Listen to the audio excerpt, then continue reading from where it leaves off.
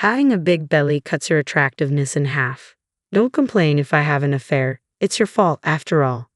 These were the shocking words my husband said to me, half smiling as he looked at my pregnant belly. I stared down, speechless, and he continued his harsh tirade. In your case, it's not just halved, it's zero. Once you hit your late 30s, it's already halved. Pregnancy makes a woman's worth zero. I couldn't understand what was so funny to him as he laughed alone. Tears welled up in my eyes as I realized how pathetic I felt for not seeing his true nature earlier. The despair I felt at that moment was something I would never forget. Since you quit your job and have nothing to do, make sure you take care of the house and support me, especially since you lack charm now. Otherwise, let's divorce. Divorce? At that moment, I started to think it might be an option for me. As I approached my due date with a large belly, my husband didn't hesitate to demand a divorce. For me, it was the perfect timing to agree to it. After that, I gave birth at my parents' house, and 2 years had passed when my husband appeared in a frenzy. I am Jessica, 36 years old, in my 3rd year of marriage, and experiencing my first pregnancy. As my belly grew, so did my affection for the life inside me. It was something I wouldn't have understood if I hadn't become pregnant. My husband Chris is a successful salesman, 2 years older than me, working for a major corporation. He often comes home late due to overtime, and since we were dating, I've always been concerned about his health. I've left some homemade dishes in the fridge for you to eat.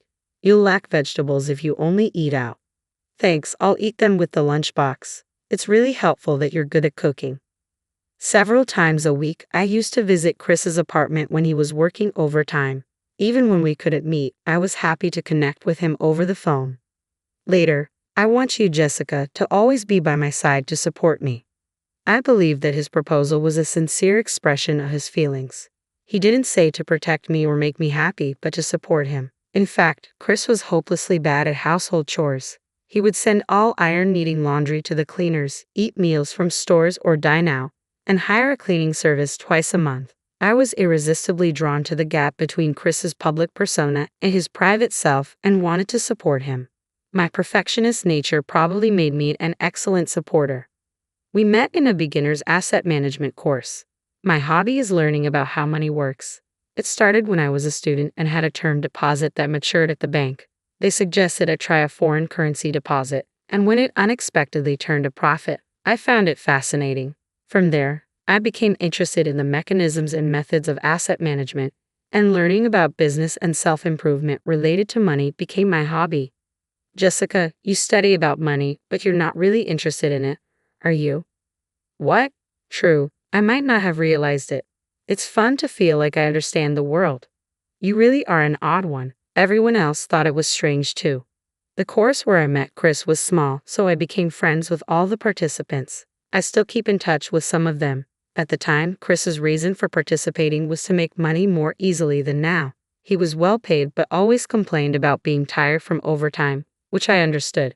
But looking back, Chris really just wanted to make money the easy way.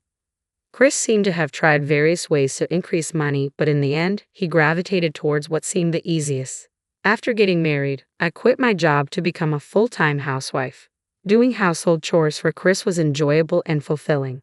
However, the chores in our 2-person apartment were not too demanding. With time on my hands, I eventually decided to start a part-time job as a proofreader at a publishing company. If housework starts to slip, quit the job immediately. Despite what Chris said, I had no intention of neglecting household duties. The job was a great fit for me, and I really enjoyed it. Moreover, the publishing house dealt with business and practical books, which interested me. I was constantly excited. This job might be my true calling. I get to study and earn money too. A true calling? It's just proofreading text, right? You're exaggerating. Chris laughed it off. But this job led me to an opportunity that would change my life. Among the materials I proofread was a book on starting an internet business, which piqued my interest. Since Chris often came home late, I thought I could do it as a side business during those hours. The next day, I started working on my internet business with a book and my computer. Hey, this internet business seems interesting. I'm thinking of writing a blog about everything I've studied. It might be helpful to someone, I said excitedly. Your hobbyist knowledge might be helpful.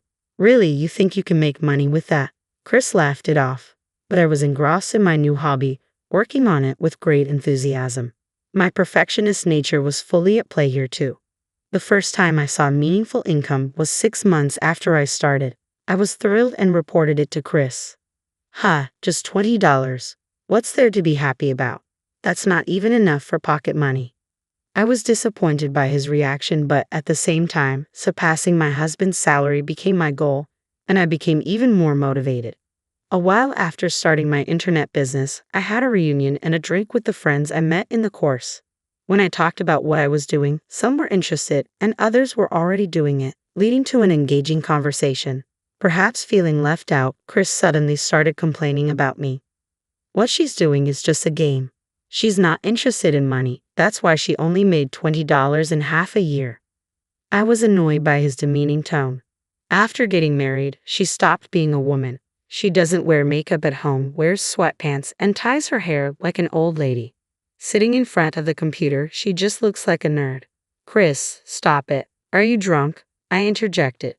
I thought I was marrying a good housekeeper, but then I realized any wife would do housework. Living off my money and turning into an old lady, I feel deceived. He spoke in a joking manner, but I was deeply hurt. It seemed like all my efforts for Chris were meaningless. Hey Chris, are you drunk? Jessica is still beautiful, everyone. Chris is getting a bit too drunk. Maybe it's time to wrap up, Mr. Hanson, the organizer said, noticing my teary eyes. I was so emotional that I couldn't sleep that night. From the next day, I started to dress up more even at home, but in hindsight, that might not have been a good thing. After marriage, Chris demanded more care from me and occasionally made sarcastic remarks or spoke harshly. I once tried to resist, saying, "Take care of yourself. It's your fault that I turned out like this, you know. Take responsibility and look after me to the end. After all, that's pretty much the only thing you're good for." I think I was also wrong to have indulged Chris's selfishness, but the relationship I'm in now, constantly wondering, why did I marry this man, is really painful. I found out I was pregnant in the 3rd year of our marriage. We were growing apart, but our marriage wasn't completely void of intimacy. It had been a while since I had eagerly awaited Chris's return. When I told him about the pregnancy with a smile, he clearly showed his displeasure.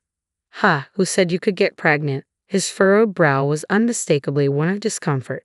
"You married me to take care of me, right? Who's going to take care of me when the child is born?" I had hoped that having a child might help us rebuild a happy family despite our differences. It was a real shock to realize he had been thinking of me as just a housemate or servant all this time. "I didn't want a child yet. Sorry, but you'll have to abort this time." I was momentarily breathless at his unbelievable words. I had always had irregular periods and knew I had a less fertile constitution. There was no guarantee I could get pregnant again. "Please let me have this child. I won't trouble you, Chris," I pleaded desperately. This might be my only chance to get pregnant. My heart was racing, making it hard to breathe. "It's a nuisance that you're pregnant. Here's the deal. If you use pregnancy as an excuse to slack off at home, then you'll either have an abortion or we'll divorce. After the birth, you're taking 100% care of the kid. It's your choice to have it after all." Despite his harsh words, I was relieved to have his permission. But could I really take care of a baby and support Chris at the same time? I was full of anxiety, yet I couldn't let go of the hope that seeing our child might change him. With the pregnancy, I quit my part-time job and put more effort into my internet business. I had been running it for over 2 years and had a stable income from the first blog I started. I had recently come close to reaching my goal of earning as much as my husband's salary. Since that drinking party, Chris had been averse to hearing about my work. "Don't ever talk about that in front of me again. It irritates me." Perhaps he despised people who could make easy money even though he wished for it. In the end, I never had the chance to discuss my current situation with him, nor did he show any interest in hearing about it. Keeping it to myself led to a good outcome later, but at that time, I was left feeling isolated and anxious. I was frustrated not being able to share my joy. By the 5th month of pregnancy, my belly had visibly grown.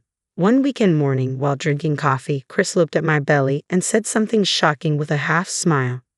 "A growing belly hides your attractiveness. Don't complain if I have an affair. It's your fault for getting pregnant." Hearing my beloved husband declare infidelity because of my pregnancy hurt me deeply.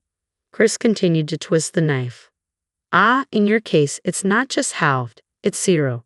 Your value as a woman halves the moment you hit your late 30s. Pregnancy makes it zero. I couldn't understand what was so funny to him. that he couldn't rejoice in the new life inside me, and instead ridiculed my changing body. My despair deepened, still holding out hope for him. Since you quit your job and have nothing to do, make sure you take care of the house and support me, especially since you lack charm now. Otherwise, let's divorce.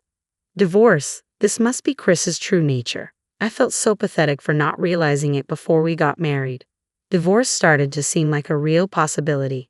Having quit my part-time job to focus on my internet business, I now easily earned more than Chris's salary. I could live comfortably even if we divorce. After his laughter, as Chris was getting ready to go out, I asked him where he was going. I don't need to tell you, do I? Maybe I'm going to see my mistress. Chris left the house laughing cheerfully.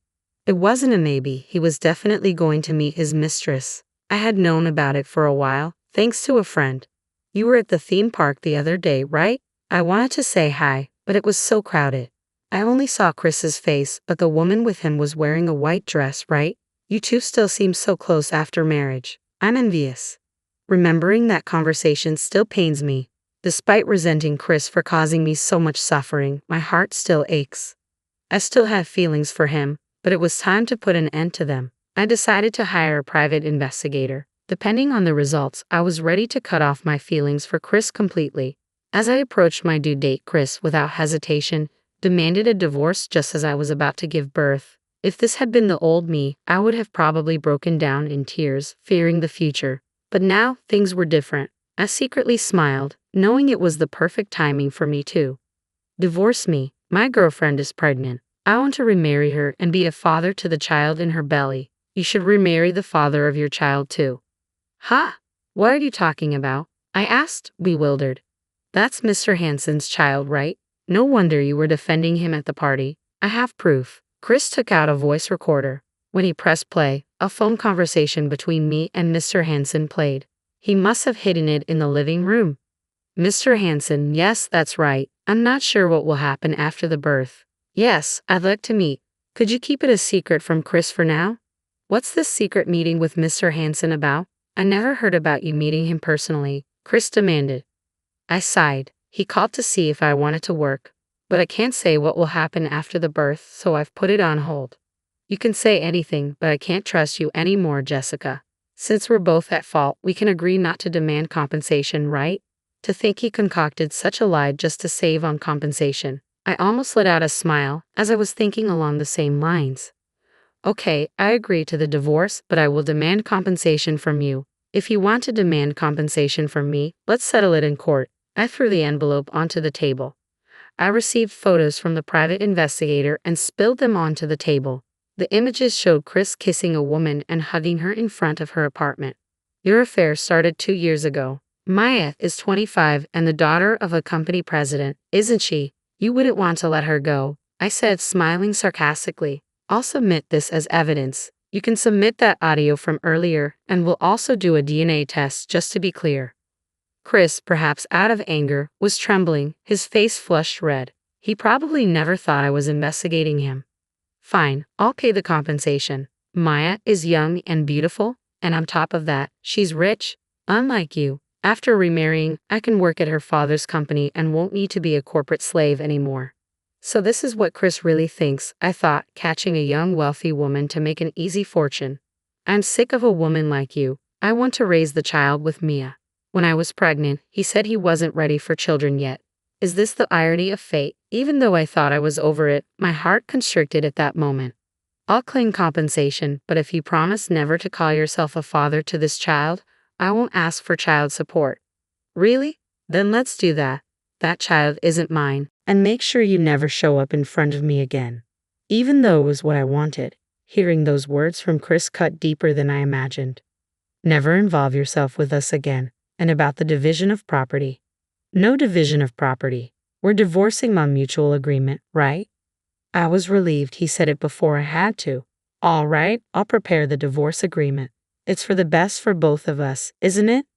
Yes, no, let's make it an official document. I don't want any complications about money later on. Chris must have known deep down that the child in my belly was his.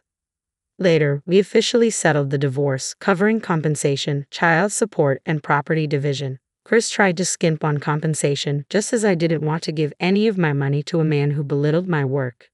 I moved back to my parents' house and safely gave birth to a girl with their help. I was able to continue working while raising my child thanks to my internet business. Nearly 2 years after giving birth, I received several calls from an unknown number. Wondering who it could be, I answered the phone.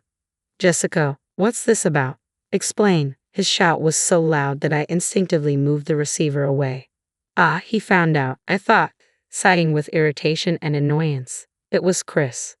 I heard you're successful, making over $110,000 a month. Is it about that internet business you mentioned before? Then you should have told me. It's joint property, right? Chris ranted loudly, contradicting his previous stance against discussing it. You were the one who said no property division. Remember, our divorce was mutual agreement. We even made it official with a document, so there's nothing you can do now. I'm really busy. Don't call me again for such nonsense. I responded calmly and hung up. On the other end of the phone, Chris was still ranting, but I refused to engage further. Concerned about my daughter, whom I had left at my parents' house, I called my father the next day. Apparently, Chris had stormed into my parents' house in a frenzy. I was deceived by Jessica. Please let me talk. How can you be so cunning and not feel ashamed as a parent? Jessica, let's talk properly. I won't leave until you come out. Though my father knew what I had told him, he was exasperated by Chris causing a scene at the doorstep. My father handed Chris a note with my whereabouts. Jessica is there. Go talk to her. You're the coward who cheated, destroyed your family, and abandoned your child. Get out of here. If you come here again, I'll call the police immediately. After being sternly rebuked by my father, Chris took the note and left. He probably intended to come straight to the high-end resort hotel. I was staying just a 2-hour drive from my parents' house when the front desk called me as dusk approached. I asked them to tell him to wait in the lounge and leisurely left my room. The view of the sea dyed red by the sunset from the lounge was beautiful. As I sat down in front of Chris, who looked out of place and anxious, I ordered a gin and tonic from the waiter. Why are you in such a fancy hotel? What are you drinking? Chris began, his tone accusatory. Yes, I've finished my work for today. This high-end hotel is my favorite, I answered with a smile. Work? You're making over $30,000 a month now. How is that possible? Were you deceiving me? Chris's voice was tinged with bitterness and disbelief. Deceive you? I told you many times that I was pursuing my internet business. Remember? I replied calmly, recalling his earlier dismissals. Yeah, I heard you made $20, but you never said anything after that. So, I thought you quit. How much were you making before we divorced? Chris's confusion seemed genuine, yet there was an undercurrent of resentment. I almost burst into laughter. Why is he so desperate? I thought to myself. I was already earning more than your salary before we divorced. And no way did I deceive you, I replied firmly, correcting his misunderstanding. Why did I divorce you? I've been so unlucky since, Chris continued, his tone shifting to one of self-pity. Suddenly, Chris started to talk about his current situation, seemingly deflated. Maya can't do housework at all. I thought any woman could handle that. When I get home, she leaves all the childcare to me and goes to sleep first. Unexpectedly, Chris began to praise me. You would never have done that, he admitted, recognizing my efforts in a backhanded way. He seemed to be really struggling. Mia, being from a wealthy family, likes luxuries and spends money like water. When I went to Maya's parents to apologize, they told me to take responsibility. They said they'd pay both compensation and leave the childcare to me. I knew from the private investigator's report that Maya liked older men who would spoil her. She was already on her third affair, and each time her parents cleaned up after her. That's how I received a lump sum for compensation. At least you got the compensation, Chris remarked bitterly. It's hell. If we get divorced, I have to repay the entire compensation up front. She spent all the money, and we don't have a penny left at home. On top of that, she's probably cheating again. As I remained silent, Chris must have thought I was sympathizing. I want to get back with Jessica. Now I realize how much she cared for me. If she's earning that much, she can pay the compensation in one go, right? Why would I get back together with you? Are you an idiot? I'm not your mother or your maid. Don't be ridiculous, I retorted sharply, my patience wearing thin at his selfishness. His incredibly selfish words made my blood boil. Seeing my fury, Chris looked shocked. You don't need to speak to me like that. You took care of me so much, but you chose to let that go, didn't you? The gin and tonic I ordered arrived, and regaining my composure, I took a deep breath and spoke in a calm but firm voice. We promised never to involve each other in our lives again, didn't we? I have no intention of helping or getting back together with a scumbag like you. After the call, I drank my gin and tonic in one gulp, slamming the glass down on the table. I'm going abroad next week. My work can be done from anywhere, and I keep making money even as we speak. That's the system I've built. And just to correct you, my monthly income isn't $10,000. It's $30,000. If you ever show up at my parents' house or let my daughter see you, you'll pay the agreed-upon penalty of $50,000 in one lump sum. I added firmly, leaving Chris gaping and speechless as I walked away. The divorce agreement stipulated that if Chris showed his face to our daughter or if she went to see him, we'd each pay a $50,000 penalty. This would surely be the last time I ever saw Chris. Finally, I felt completely relieved. Chris continued his marriage with Mia, but it wasn't the life he had dreamed of. He was burdened with caring for Mia's troublesome daughter by her parents. Unable to change jobs from his overworking company, he looked worn out from balancing work and childcare every day. Despite everything, I hoped he would learn the difficulty and joy of caring for someone through parenting. Maya was reportedly involved in another affair and being sued for compensation by the wife of her partner. But it was unclear if Chris had the ability to pay. Perhaps Chris would decide to divorce for the sake of the child. As for me, my work was thriving, and I was being invited to give lectures in various places. It felt great to help others with what I had learned and practiced. It all started when Mr. Hansen invited me to speak about my approach to work at a study session he was organizing. It was the same discussion we had during the bugged phone call. I still maintained a good business relationship with him. My daughter was growing up fast, turning into a wonderful child, much to my pride as a parent. Despite the hardships, I learned a lot from my marriage with Chris. If I wanted my daughter to grow well, I knew not to be overly protective. I planned to continue watching her grow, respecting her independence.